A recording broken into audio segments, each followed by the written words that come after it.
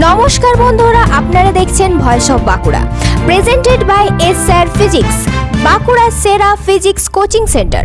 সাংবিধানিক রক্ষক হিসেবে দায়িত্ব পালনের দৃঢ় সংকল্প নিয়েও আজ ভোটার তালিকা সংশোধনের কাজে গুরুতর অভিযোগ উঠল নির্বাচন প্রশাসনের বিরুদ্ধে। আজ যখন BLA-2 সদস্যরা ফর্ম 7 নম্বর অর্থাৎ অবৈধ ভোটার বিয়োজনের আবেদন জমা দিতে ইলেকশন রিটার্নিং অফিসারের কাছে যান, তখন সেই আবেদন গ্রহণ করতে অস্বীকার করেন ইলেকশন রিটার্নিং অফিসার। শুধু তাই নয়, BLA-2 সদস্যদের পক্ষ থেকে অভিযোগ করা হয়েছে পুলিশের তরফে বেআইনিভাবে বাধা প্রদান করা হয় এবং এমনকি কয়েকজনকে আটক করার চেষ্টাও করা হয়।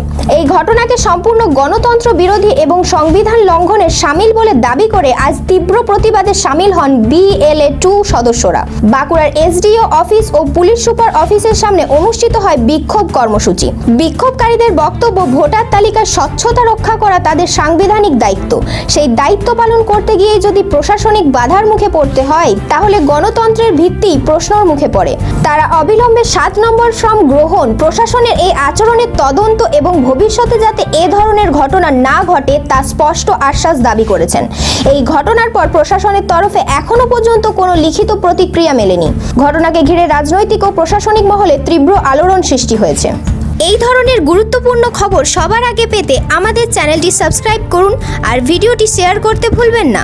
আপনার মতামত কমেন্টে জানান আর লাইক শেয়ার করে ভয়েস অফ বাঁকুড়ার পাশে থাকুন।